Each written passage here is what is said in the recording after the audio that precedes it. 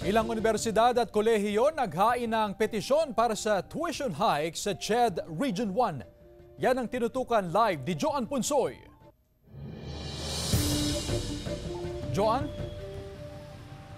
Chris, mula nga sa mahigit 70 pribadong kolehiyo at universidad sa Rehiyon 1, 33 rito itong nag-apply nga ng tuition fee increase sa CHED Region 1.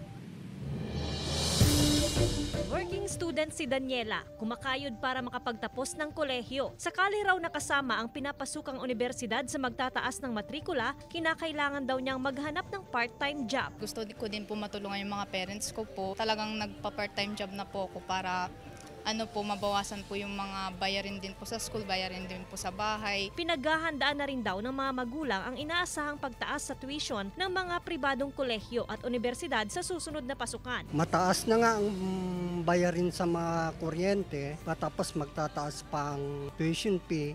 Siyempre, malaking kabawasan na yun para sa allotted na money para sa mga pagkain ng mga bata o para sa mga allowance ng mga bata. Base sa tala ng Commission on Higher Education o CHED Region 1, 13 pribadong kolehiyo at universidad sa rehiyon ang naghain ng petisyon para magtaas ng matrikula para sa school year 2024 to 2025. Ang ating mga private education institutions ay nag-cooperate based on their collection of their tuition fee. Kung halimbawa mag-increase sila ng salary ng kanilang faculty, then doon nila kukunin sa kanilang collection ng tuition and other school fees. Kung magpuput up sila ng laboratory or other equipments and facilities, doon nila kukunin yung panggastos. Sasailalim ang aplikasyon sa evaluation ng CHED at dapat makapasa sa kriteria bago ipatupad. Ang naka-set na education inflation natin for this year ay 5.1%.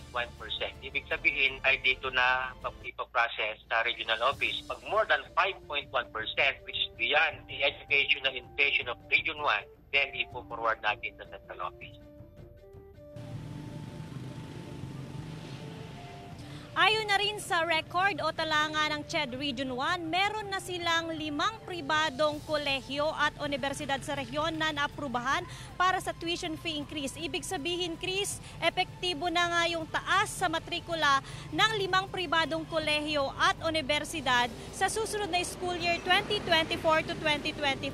Pero linawin lang din natin na ito lamang yung saklaw o sakop nga ng pag-apruba ng CHED Region 1 dahil sumunod itong mga pribadong kolehiyo at universidad sa educational inflation ng Region 1 na 5.1% increase in tuition fee. Yung mga nag-apply naman ng beyond 5.1% increase sa tuition fee, isinumiti na ito ng CHED Region 1 sa Central Office. Wala namang paggalaw o pagbabago nga o taas matrikula sa mga nag-aaral sa mga pampublikong kolehiyo at universidad o itong tinatawag na state colleges at state universities.